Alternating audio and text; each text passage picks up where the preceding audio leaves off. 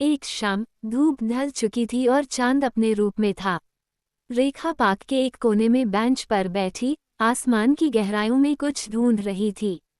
उसके चेहरे पर उदासी का असर था, पर आंखों में एक अजनबी सी चमक। तभी अजय पार्क के दूसरे तरफ से चलते हुए आया और उसकी नज़र रेखा पर पड़ गई।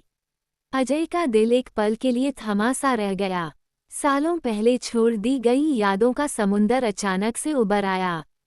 रेखा, उसका पहला प्यार, जिसे वक्त और मजबूरियों ने अलग कर दिया था। अजय ने सोचा, क्या वो अब भी मुझे याद करती होगी? रेखा, अजय की नज़र अपने ऊपर महसूस करते हुए ही पलटती है। दोनों की आंखें मिलती हैं, जैसा वक्त वही रुक गया हो। रेखा के चेहरे पर एक हल्की मुस्कान आई, पर उसके पीछे एक दर्द भी था।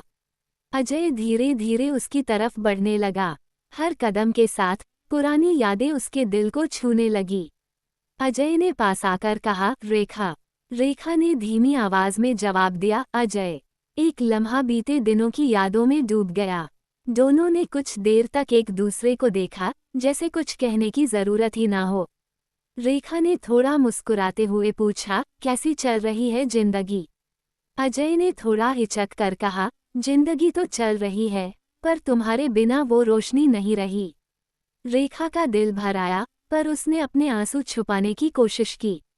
दोनों ने एक दूसरे के साथ पार्क के हमारे कोने में पुरानी बातें याद की, हंस पड़े और कभी खुद को संभालते हुए चुप भी हो गए।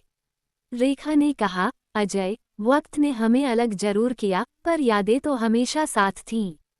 अजय ने उसका हाथ पकड़कर कहा, शायद यादें ही हमें फिर से मिलने का जरिया बन गई।